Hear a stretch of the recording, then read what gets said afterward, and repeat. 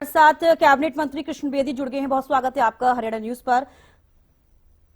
कृष्ण बेदी जी, आपकी भी त्रिलोकपुरी में इलेक्शन को लेकर ड्यूटी लगी है। 5 फरवरी को चुनाव होने हैं दिल्ली में, किस तरीके से आप देख रहे हैं? देखिए, चुनाव आयोग ने अभी अभी तारीखों का ऐलान कर दिया है जी। और दिल्ली चुनाव एक ही चरण में होंगे और 8 तारीख को मतगणना होगी। भारतीय जनता पार्टी, दिल्ली प्रदेश और केंद्र की टीम सभी ने मिलकर फुल प्रूफ तैयारियों के साथ भारतीय जनता पार्टी चुनाव मैदान में उतर रही है जी।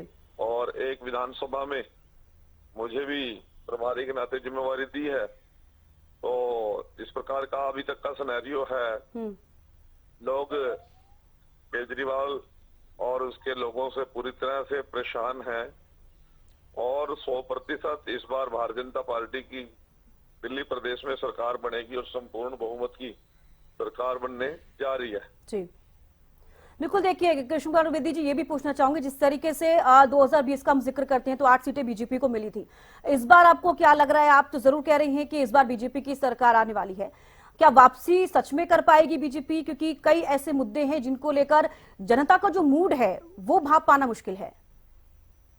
देखिए, जिस प्रकार के मुफ्तखोरी का लालच देकर केजरीवाल ने लोगों को बेवकूफ बनाया और सुविधाओं के नाम पर आज जिस प्रकार से पूरी दिल्ली में त्राहिमाम लोग कर रहे हैं, घोषणा करना अलग चीज है, उसको धरातल पे जबरूप लेकर आना अलग चीज है जी। और केजरीवाल और उसके मंत्रिमंडल और उसके विधायकों की जिस प्रकार की भूमिका पूरे दिल्ली प्रदेश में है और लगातार वो अपने पिछले विधायकों की और मंत्रियों की टिकट काट रहा है, लोग उसकी पार्टी को छोड़ छोड़ कर भाग रहे हैं जी। ये किसी छुपी बात नहीं है।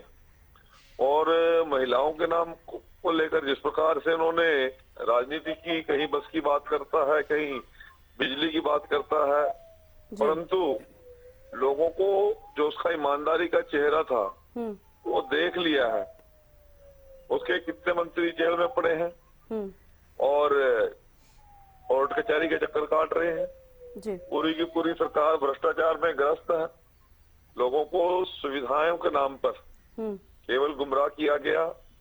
ये सारे मुद्दे आज भारतीय जनता पार्टी की देश में जो सरकार है उसने भय भूख और भ्रष्टाचार के साथ साथ देश की मजबूती के लिए जो काम किया है जी। मोदी जी और पूरा संगठन हमारा लगा हुआ है और इस बार 100% दिल्ली प्रदेश के अंदर भारतीय जनता पार्टी की सरकार बनेगी, ये मैं दावे के साथ कह सकता हूँ। बिल्कुल सर। देखिए, लेकिन आम आदमी पार्टी ने तो अपनी सभी सीटों पर उम्मीदवार घोषित कर दिए हैं। अभी तक बीजेपी का जिक्र करें तो अभी भी कई सारी सीटें आपकी बची हुई हैं।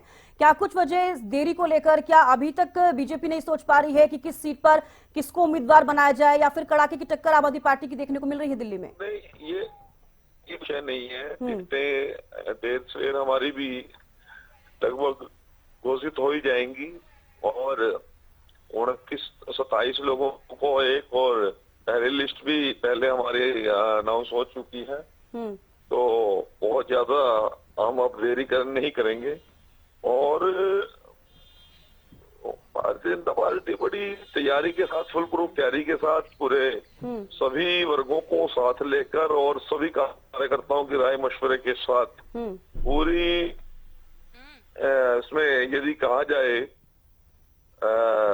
लोगों का था लेकर, लोगों का विचार लेकर ही हम उम्मीदवार मैदान में उतार रहे हैं जी। और हमारे सीनियर मोस्ट लोगों को हमने इस बार चुनाव में उतार रहे हैं।